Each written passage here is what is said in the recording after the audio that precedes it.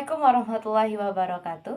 Perkenalkan, nama saya Amanda Aulia Zara dari kelas 9B. Di sini saya akan menjelaskan tentang perubahan sosial. Apa itu perubahan sosial? Perubahan sosial adalah suatu proses peralihan atau pergeseran struktur kehidupan seperti ekonomi, politik, iptek, sosial, dan budaya yang akan berlangsung dalam kehidupan masyarakat. Adapun bentuk-bentuk perubahan sosial yang masing-masing akan terbagi menjadi dua. Yang pertama, waktu. Ada revolusi dan evolusi. Revolusi adalah cepat, sedangkan evolusi lambat. Yang kedua, rencana. Tidak direncana dan direncanakan. Yang ketiga, perkembangan. Perkembangan secara progres dan perkembangan secara regres. Progres adalah kemajuan, sedangkan regres adalah kemunduran. Yang keempat, cakupan. Ada cakupan besar dan cakupan kecil. Berikut contoh dari bentuk-bentuk perubahan sosial. Yang pertama, waktu. Revolusi contohnya adalah pendidikan, komunikasi, dan teknologi. Sedangkan evolusi contohnya adalah budaya. Yang bencana. Tidak direncana contohnya adalah bencana alam, sedangkan yang direncana adalah pembangunan. Yang ketiga, perkembangan. Perkembangan secara progres dan perkembangan secara regres. Contoh perkembangan secara progres adalah mindset atau pola pikir, sedangkan secara regres adalah kesadaran atau sikap.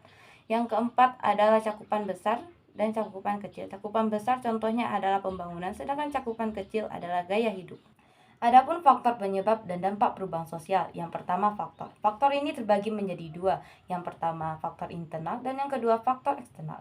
Faktor internal merupakan faktor yang berasal dari dalam diri masyarakat itu sendiri, baik itu sebagai individu maupun kelompok. Contohnya pertambahan penduduk. Sedangkan yang kedua, faktor eksternal adalah merupakan faktor yang berasal dari luar. Contohnya bencana alam. Yang kedua, dampak. Dampak terbagi menjadi dua. Yang pertama, dampak positif dan dampak negatif. Contoh dari dampak positif adalah peningkatannya pola pikir. Yang kedua, peningkatannya taraf hidup. Yang ketiga, menambahkan peluang ekonomi baru. Sedangkan contoh dari dampak negatif, yang pertama, culture shock. Yang kedua, kesenjangan sosial. Dan yang ketiga, lunturnya nilai dan budaya lokal. Jadi intinya ada banyak bentuk perubahan sosial yang terjadi di kehidupan kita. Ada yang besar, ada yang kecil, ada yang cepat, ada yang lambat, ada yang maju, ada yang mundur, dan ada yang direncanakan dan juga tidak direncanakan.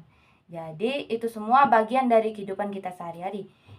Dari sini saya pamit undur diri. Bila ada salah kata saya mohon maaf, walau saya mohon. Sekian dari saya, terima kasih. Wassalamualaikum warahmatullahi wabarakatuh.